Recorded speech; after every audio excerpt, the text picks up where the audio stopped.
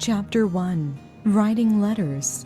Before there was any kind of writing, people still had a way to preserve stories and legends. They sang songs around the fire, they told and retold stories, preserving their memories and passing them on to the next generation, in hopes that they won't be forgotten. Then, they tried marking certain objects, such as stone, clay, scratching plates of copper or wood. They drew what they saw around them, and tried to find a way to convey abstract nouns, such as feelings and emotions. Finally, after a long time searching for the perfect way to convey a message, they discovered the beginning of the syllabic method of writing, which in other words, is using characters to represent sounds. The first recorded letter that was written by hand dates back to approximately 500 BC, and it was done by the Persian queen Atossa, the daughter of Cyrus, mother of Xerxes. It was an epistle, which is sort of a didactic letter, usually very stylish and rather formal, sent either to one person or to a whole group of people. Then, people continued to write on leaves and bark of trees. Egyptian papyrus was particularly good for this purpose. Eventually, the Roman Emperor Claudius developed a papyrus that was layered, and thus managed to withstand the use of reed on it, without suffering too much damage to its surface layer. At one point, papyrus was in such high demand that they wouldn't let anyone export it out of its country of origin. Because papyrus was found mostly in the East, that meant that the West suffered a lack of it, and they had to come up with their own versions. Their idea was to write on animal skins, such as vellum and parchment. It's interesting to note that the Saxons resorted to using the bark of the beech tree, which they called bok, and this is where the word book comes from. Now that we know what kind of material was used as paper, it's only fair to mention the writing utensil itself, the pen. In ancient times, it was made from anything people in those days could come by.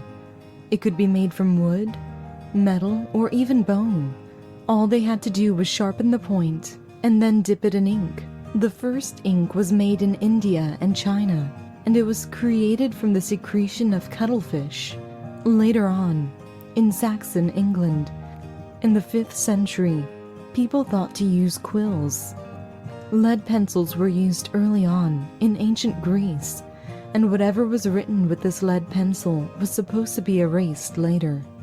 Later on in the 14th century, they became really popular. So now that we know how people wrote letters, how did post arrive? The Roman Emperor Trajan had a great idea. He simply positioned carriers at designated distances. They would wait, next to a chariot, for the previous carrier to bring an important document, and they would rush to the next person in line. This important practice continued for a while, as letters were delivered by courier or coach, and sometimes even horseback riders. There were no stamps.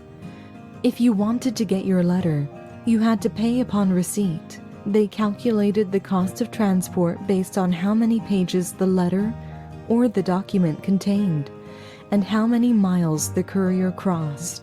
To make sure that no one would read the letter or the document during transport, they would be sealed with colored wax with a ring or other kind of seal. The moment of the first stamp arrived in May 1840, during the reign of Queen Victoria. Soon afterwards, other countries followed suit. The US did so in August 1842. That was a brief history of writing letters. Even though today many would choose an instant message over social media, over snail mail, there are many benefits to writing old school letters. If you're unsure how to go about it, fret not.